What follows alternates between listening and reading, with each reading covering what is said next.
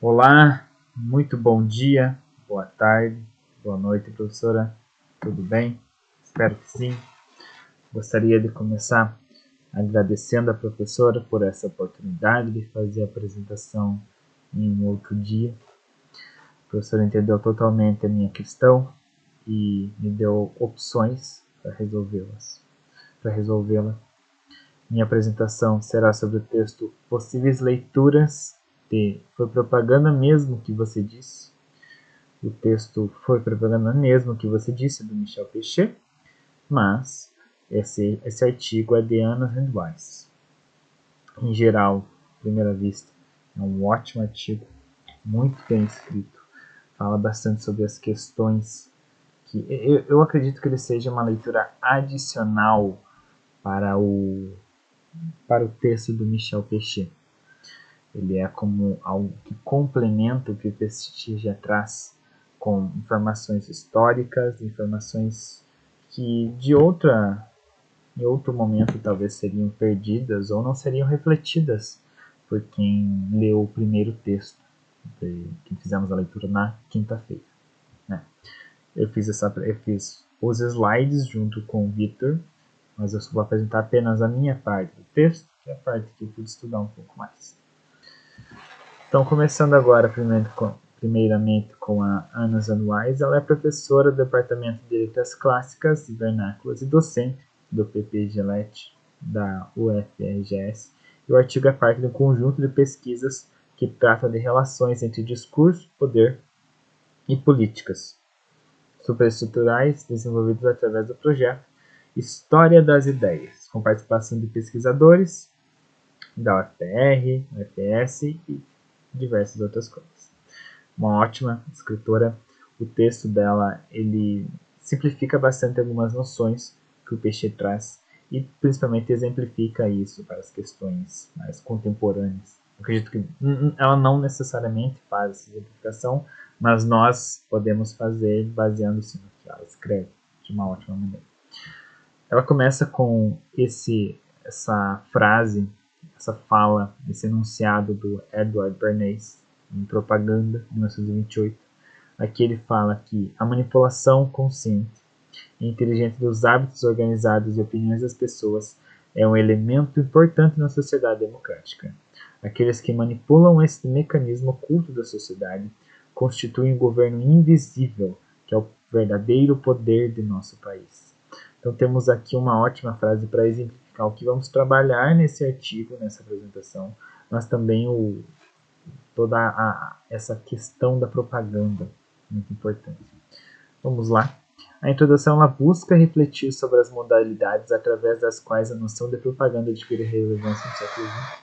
Então, basicamente, ele fala na introdução que entre esse período das duas grandes guerras, ele traz a noção de propaganda tanto dos norte-americanos quanto dos europeus. Uma questão que me chama bastante atenção no começo do artigo e em todo o artigo, para ser sincero, é a utilização da sigla EEUU para referir-se aos Estados Unidos. Aqui ela chama de Estados Unidos da América do Norte. E é extremamente interessante como a maneira com que a autora traz isso é uma espécie de micro-resistência, porque os americanos, como eu chamo, gostam de se chamar de americanos. Entretanto, vivemos na América do Sul, não há de se esquecer também da América do Norte, dos outros países da América do Norte, Canadá, México, e também da América Central. Não podemos esquecer que esses também são americanos, não só quem nasce nos Estados Unidos da América do Norte. E eu acredito que essa decisão de chamar os Estados Unidos de EEUU, ela não é motivada apenas pela história, mas também por toda essa questão colonial dos Estados Unidos de chamar-se América e americanos. Eu entendi, como falei anteriormente, uma espécie de micro-resistência. Bom, a origem da propaganda ela começa com essa vista a modular o comportamento das massas através do consumo de commodities. O Bernays ele estuda as teorias psicanalíticas envolvidas às condições de fragilidade e manipulação da psique humana. Inclusive o Bernays ele é sobrinho do Freud, que fala muito sobre ele, para ser sincero. Ele também, ele lê várias questões do Freud, várias obras do Freud, e ele chega a essa conclusão de que a melhor maneira de manipulação é pelo consumo. E ele elabora estratégias de formação de consumidores em massa entre o povo americano. Contribui também com as metas econômicas para o desenvolvimento de uma nova sociedade capitalista a partir dos anos 1920, dos anos 20. Construção de estratégias, obtida através de práticas e discursos capazes de sustentar os desejos de consumo das classes em ascensão e trabalhadoras. Esse desejo de consumo ele está tão enraizado nas nossas mentes hoje em dia, essa propaganda foi tão efetiva que já não é mais algo, já não entendemos mais com propaganda. Inicialmente eu pensei que entender sobre propaganda iria me blindar desta. Entretanto, não é a realidade. Essas propagandas elas são tão invasivas, como citado pela própria autora, em jornais, outdoors, rádio, cotidiano, nos seus discursos, pela linguagem também, que não há uma opção de blindar-se sobre isso. Você sempre vai estar ou lutando contra, ou lutando a favor dessas questões de consumo, dessas questões de transferências rápidas, né? Então, de qualquer maneira, você estará envolvido nessa questão. Ela apela aos desejos dos consumidores, ao sentimento de falta, à relação de transferência e ao desejo de identificação das classes trabalhadoras com valores das classes dominantes. Um exemplo claro disso são marcas como, por exemplo, a Lacoste, que começam para uma classe dominante, mas ela desce a pirâmide social e chega numa classe trabalhadora, e com isso ela deixa de fazer parte da classe dominante. O mesmo para várias outras marcas, e isso para essas marcas é algo que normalmente elas não gostam. Elas não gostam de associar-se com o pobre, com o preto, com o favelado. Isso fica muito claro pelo posicionamento dessas marcas. Exemplo, Rolex, Ferrari não vendem sem antes fazer uma entrevista e conhecer a quem está vendendo. Interessante termos essa noção de como o capitalismo ele é tão, como o capitalismo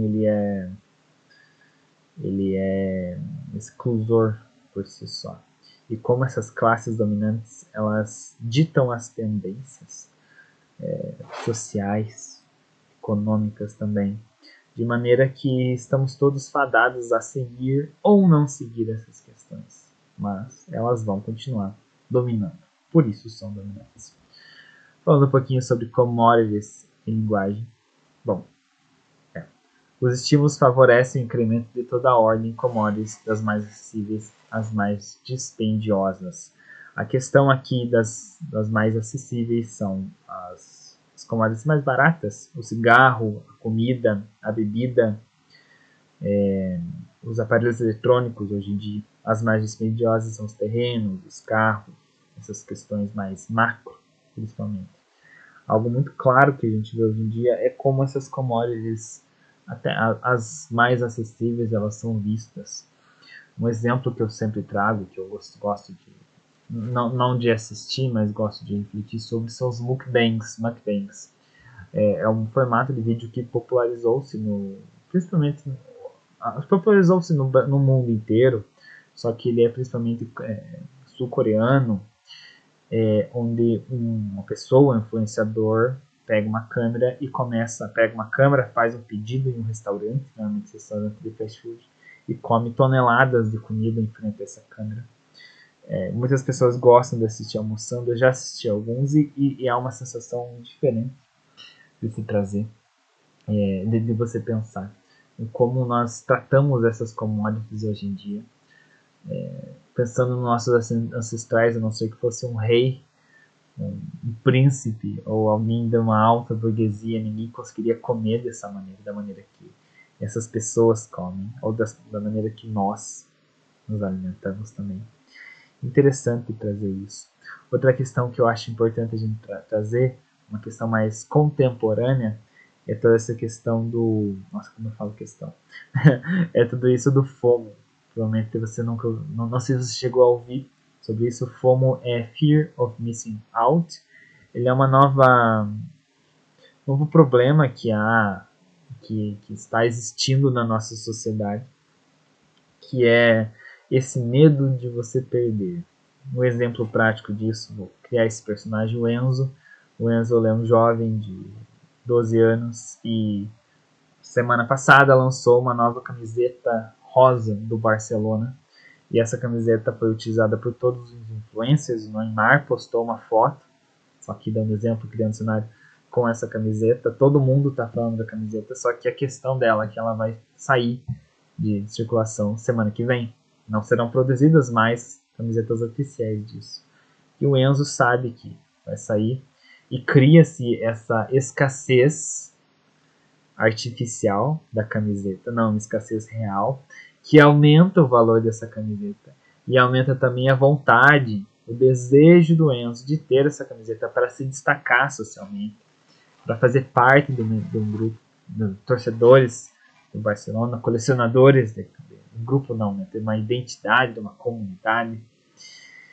E o Enzo, por conta disso, ele resolve gastar o dinheiro do lanche dele para comprar a camiseta. E esse é o FOMO, Fear of Missing Out, o medo de perder. Ele tem tanto medo de não fazer parte dessa tendência da camiseta rosa do Barcelona que ele aceita fazer parte disso gastando dinheiro. E com isso, a linguagem passa a ocupar um lugar central. Voltnov traz que os modos de produção discursiva da sociedade em cada época refletem não somente suas relações de produção econômicas e sociais, mas também as formas por meio das quais ela simboliza seus valores através dos discursos que circulam entre as diferentes classes.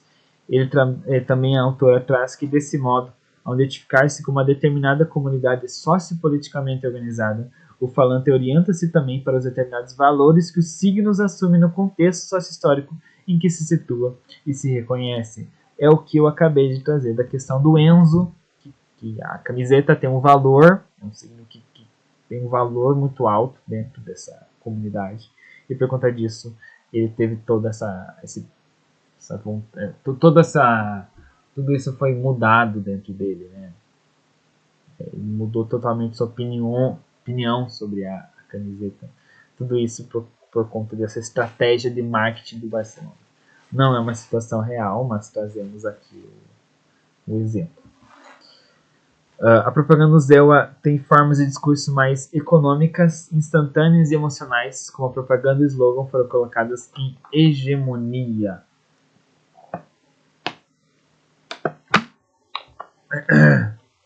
Essas formas de discurso lembram-me, fazendo agora uma ponte com a literatura, Fahrenheit 451, o Fahrenheit 451, o livro em que temos um personagem em que ele é um bombeiro, que na verdade queima livros. Tem uma sociedade que baniu a leitura de livros por serem muito longos, muito extensos, e deu lugar a na verdade, esses conteúdos rápidos, essas informações extremamente...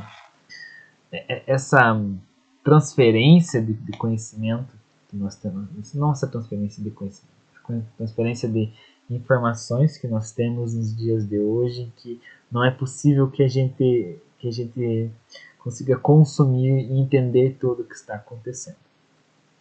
Ela surge, e através disso surgem os alicerces para sustentar uma sociedade liberal, ou seja, sem a propaganda, sem o consumo, não há sociedade liberal. E através do incessante estímulo dos instintos primários e aos desejos de consumo em massa, buscando seduzir todas as classes produtoras. E através das fórmulas estudadas de repetições capazes de cristalizar-se na memória dos consumidores como necessidades e como desejos insaciáveis. A Ana não traz muito Mas o Peixeira traz muito no texto original a questão do Pavlov, do cãozinho que recebia comida, e sempre que ele recebia comida, o Pavlov ia lá e tocava o sino. E após um tempo, o Pavlov tocava o sino e o cão começava a salivar. E hoje nós somos esse cão. Os nossos sinos são as redes sociais, os produtos, e o Pavlov ele é ainda o capitalismo, né? Nós somos incontroláveis, nós adoramos o capitalismo, adoramos comprar, adoramos vender, adoramos lucrar, adoramos consumir, e essa é a realidade. Para além de uma política de consumo massiva, a propaganda esteve e tem estado até os dias atuais a serviço de políticas de Estado, isso no Brasil, isso em qualquer país. Porém, agora na perspectiva do leste europeu, a propaganda foi desenvolvida na Rússia, primeiro pelo Plekhanov, em 1892, como estratégia retórica através da qual os revolucionários poderiam intervir em reuniões sindicais, assembleias comunitárias e reuniões do partido. O leste europeu propaganda, os Wagner, instituído após a Revolução de 1917, é o Comitê de Propaganda e Agitação responsável pela difusão de ideias estatais do regime soviético.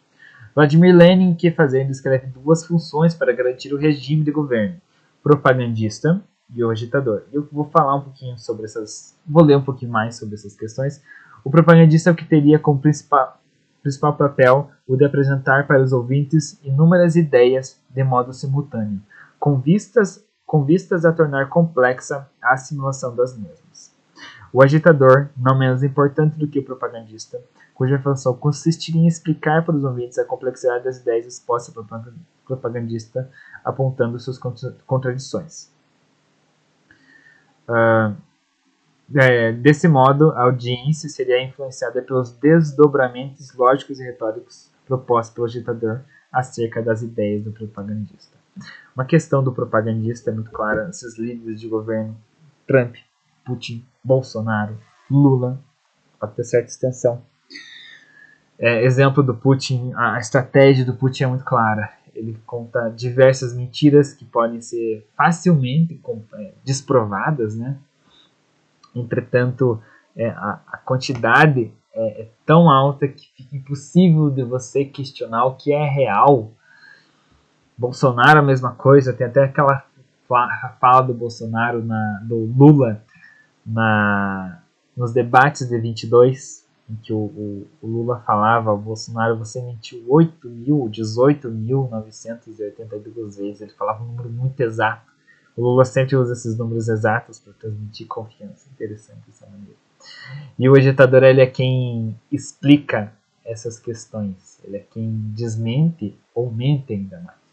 Um exemplo claro do que eu trago aqui: propagandista nesse caso foi uma parte do governo, uma parte da direita brasileira, da questão do Pix, que o Pix seria taxado, que compras no Pix acima de R$5.000 seriam taxadas. A verdade era outra. O Pix não seria taxado.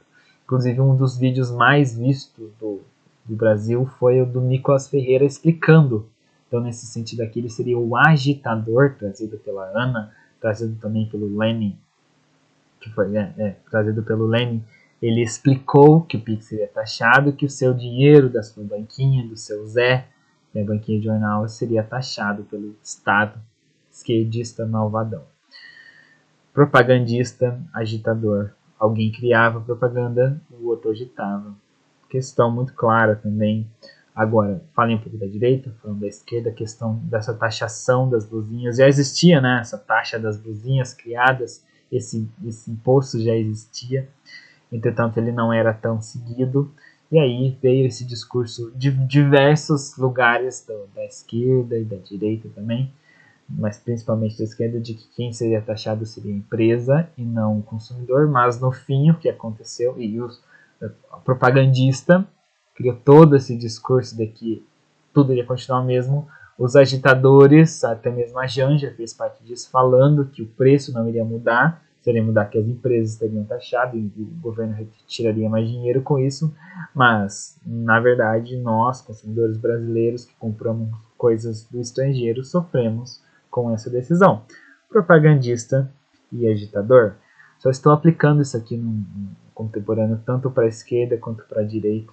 E é interessante observar isso que acontece até hoje, até hoje aconteceu, né, com a questão da prisão do Bolsonaro, semana passada com a questão da taxação de 50%, é tudo muito claro, né?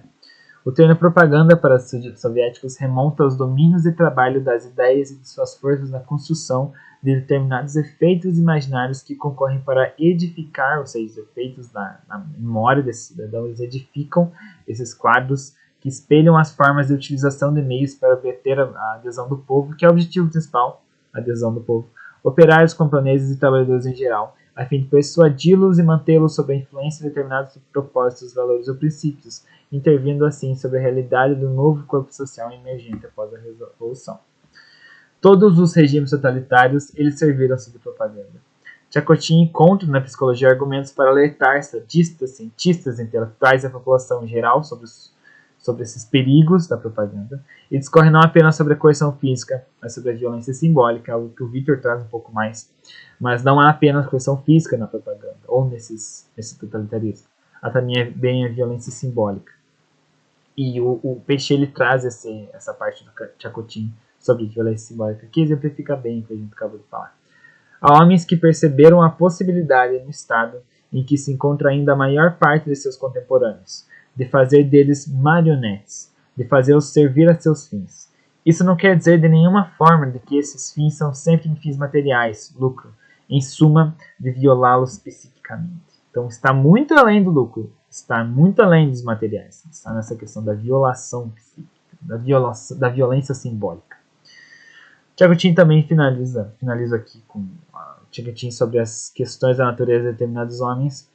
Ele traz que são objetos de controvérsia entre filosofia e psicologia. A filosofia, a Ana traz isso, né, que caracteriza a condição humana por oposição ao do animal, ou seja, o ser racional, o ser humano e o animal tem essa diferença de que o humano ele é racional, Platão, Aristóteles trazia isso. Entretanto, lições que a história tem fornecido de que tal atributo só existe a partir das condições concretas em que o homem age e produz em sociedade. Então temos aqui o argumento histórico de que o homem nem sempre é um ser racional. E também psicológico. Se observados de forma apartada da ética e prática, meios e fins são opacos e ininteligíveis, e a racionalidade perde espaço. Esse texto da Ana é sensacional. Explica muito bem sobre essas questões de propaganda, traz a propaganda americana, propaganda europeia, e tudo isso encaixa-se na nossa contemporaneidade. E é engraçado até pensar sobre isso, porque é algo que abre os olhos. Então gostaria de me despedir da professora com essa fala. Gostaria também de agradecer muito a professora pela oportunidade de explicar esse vídeo um pouco depois da apresentação. Hoje é domingo, e o que eu te contei aconteceu na quinta-feira, então ainda estou digerindo tudo, ainda está tudo na minha cabeça, mas eu gostaria de gravar esse vídeo o antes possível para que todas as questões da matéria não saiam, para que eu não saia sem, não apresente sem as questões da matéria, as questões que a gente viu em análise de discurso não saiam da minha cabeça. Muito obrigado, professora, pelo espaço. Espero que você tenha uma ótima noite. Aproveitei bastante as aulas, aprendi muito e principalmente amadureci como pessoa, como pesquisador e como ser humano. Muito obrigado.